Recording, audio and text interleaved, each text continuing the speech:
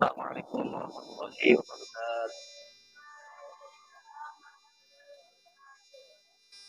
Alhamdulillah, alhamdulillah madad dawami ala jaziril qati wal armi. Afdhalus salati wa taslim ala nabiyil mustafa al karim sayyidina Muhammad wa sahbihi wal ali ahli tuqa wal ilmi wal kamal. Memuji kepada Allah dengan mengucapkan alhamdulillahi rabbil alamin. Bersalawat kepada Nabi dengan mengucapkan Allahumma salli ala Sayyidina Muhammad wa ala ali Sayyidina Muhammad. Hadirin wal hadirat, jamaah salat sunnah tarawih yang dimuliakan Allah Subhanahu wa taala. Mohon izin, malam ini jadwal Ustadz Mufli, beliau ada halangan tidak bisa hadir. Oleh karena itu, beliau tadi mengamanatkan tolong digantikan dulu. Ustadz, kenapa kau mau menggantikan terus? Takut barangkali ada yang tanya, kenapa sih mau menggantikan?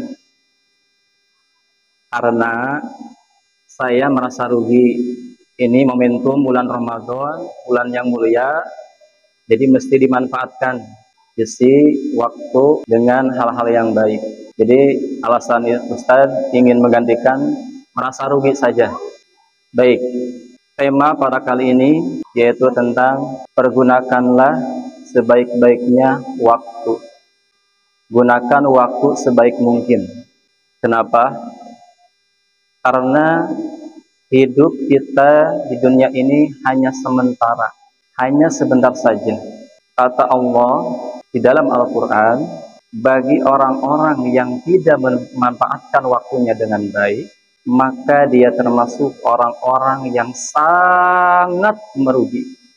Sebagaimana firman Allah dalam Al-Quran, Allah viralkan dan kita juga sering mendengar dalam Al-Quran, wal asr, demi masa, innal insana lafi khus. Kalimat ini atau ayat ini menggunakan harfu taukid, yaitu penguat perkataan. Jadi Allah tegaskan dalam ayat ini, innal insana lafi khusr. Sungguh manusia berada dalam kerugian. Rugi kenapa? Kata Allah, Allah suruh dia untuk beribadah kepada Allah sementara dia tidak mau.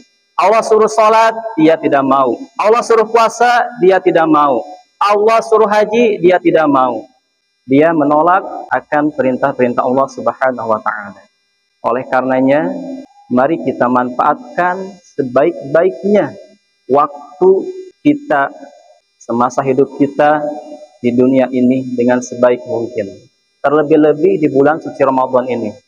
Terus bagaimana caranya agar kita tidak rugi? Hidup kita tidak rugi. Kata Allah, illal ladzina amanu wa 'amilus solihati wa tawassaw bil haqqi wa tawassaw bis sabr.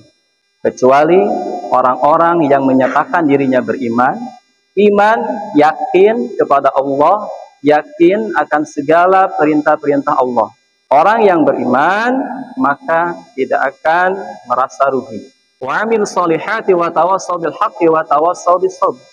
Dan orang-orang yang mengerjakan kebajikan atau mengerjakan amal soleh seperti sholat dia melaksanakan dengan ikhlas, puasa dia laksanakan tunaikan dengan ikhlas, semuanya segala yang diperintahkan oleh Allah dia laksanakan dengan hati yang lapang, dengan hati yang ikhlas karena Allah. Dan orang-orang yang selalu menasehati untuk kebaikan dan orang-orang yang selalu menasehati untuk kesabaran.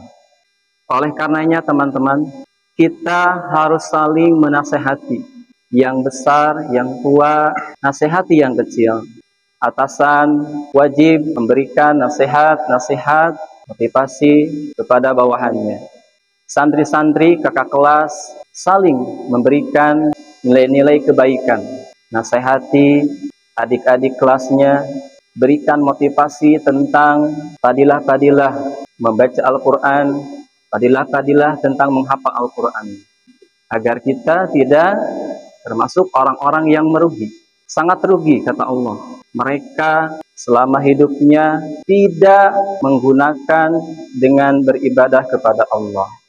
Oleh karenanya, kami berpesan kepada seluruhnya, khususnya kepada diri pribadi dan umumnya kepada semuanya jamaah, mari kita tanamkan dalam jiwa kita pesan yang disampaikan oleh yayasan, yaitu dalam kalimat atau ucapan titip. Ini sangat luar biasa. Titip. Yang pertama, ada yang tahu? Pernah dengar? Halo? Gak tahu. Ini ada singkatnya titip ya. Apa? Yang pertama, T-nya barangkali guru-guru, ustazah. Apa? Ngetes dulu, ada yang tahu gak nih? Ada yang hafal gak? Tega. Apa? Tega. T pertama tega. Jadi artinya bagi santri kita harus memiliki jiwa tega. Tega terhadap yang kecil belum bisa baca Quran, kita merasa tega ingin mengajarkannya. Tega kepada orang yang lebih miskin daripada kita. Tega kepada orang-orang yang di luar sana yang tidurnya di kolong jembatan. Kita merasa tega, punya rasa kasihan. Untuk bagi wali murid, tega, harus tega anaknya dipondokkan. Harus tega, ya. Karena di pondok itu dididik, bukan dibuang, dididik. Ini pesan yang sangat luar biasa. Kemudian yang kedua, apa? Ikhlas. Apa? Ikhlas artinya seorang pelajar santri kita harus ikhlas. Di pondokan itu harus ikhlas. Segala ibadah yang kita lakukan ikhlas karena Allah. Ya.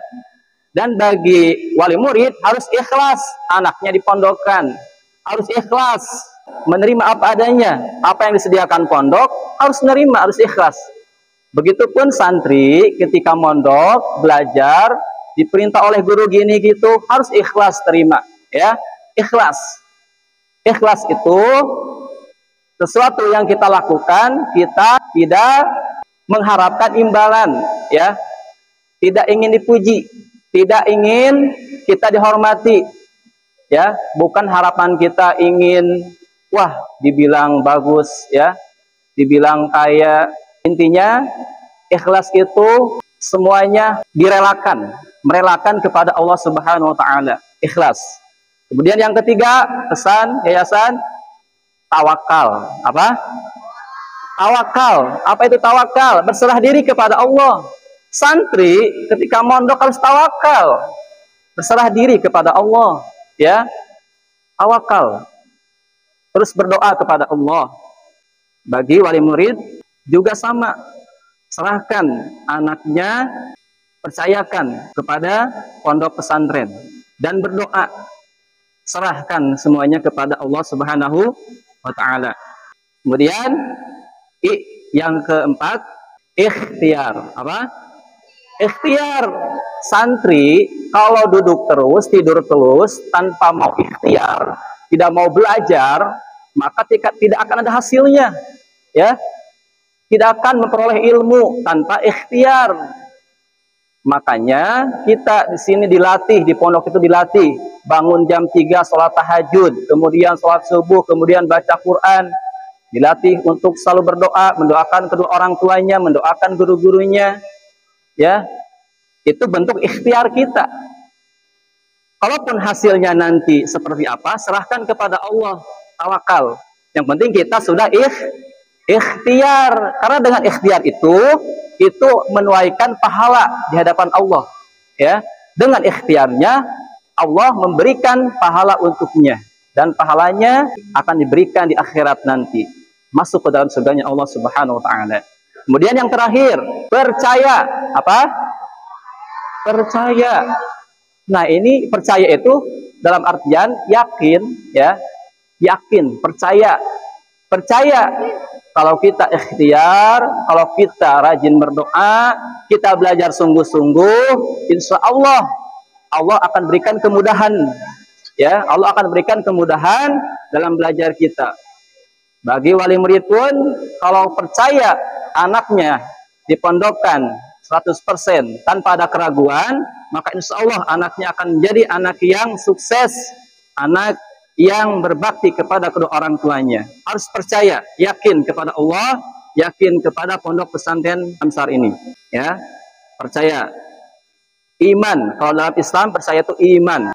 Rasulullah, kita belum tahu contohnya. Contoh sederhananya, kita belum tahu Rasulullah itu bentuknya kayak gimana, rupanya kayak gimana. Akan tetapi kita yakin mengimani ajaran Rasulullah SAW.